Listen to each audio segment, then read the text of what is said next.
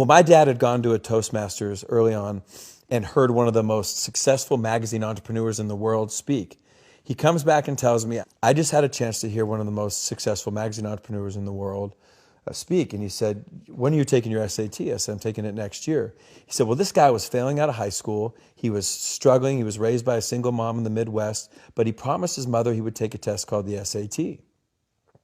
So he takes the SAT in May, his junior year, doesn't expect anything, gets a score back in June. Now the SAT, which I don't know how many your population know, but it's a standardized test with a math part and a verbal part. Both are scored out of 800 points. Well, this guy takes it, he's bombing, he's failing out of school, he doesn't expect anything as he's telling the story at Toastmasters. Well, he gets a 1480 out of 1600. So he's stunned, right? That would be for the smart people that listen to your podcast. Insane, yeah. Right, cognitive dissonance, right? I got a 900 on my SATs, just to give people a frame. Right, and I got a 990, excuse me. And I got a 1010, right? I was just, hey, 4 digits, it was a miracle, right? But it's a hard test, and it's a variety of different things. So he gets the score, and his mother, doing what any mother would do, knowing her kid, says, did you cheat? Right? She knows her son. And he said, I swear to God, I tried to cheat, but the way the numbers were and the scantrons and the bubbles, you couldn't cheat.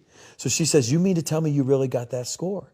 He said, yeah, I got the score. So he's stunned, Tom. So as my dad's telling me the story, I'm like, okay. So he says, all right. So what he decides is, because he realizes he's smart and he's going into his senior year, he says, I'm going to go to class. Now he starts to go to class. He doesn't hang out with who he did when he didn't go to class. All right. Teachers see him in class and they said, hey, maybe Franklin Pierce, maybe we missed the boat on this kid. So they start to treat him differently.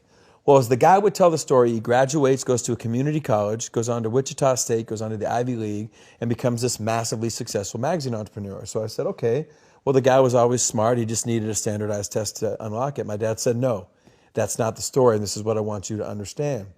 He said, 12 years after all this guy's success, he gets a letter in the mail from Princeton, New Jersey.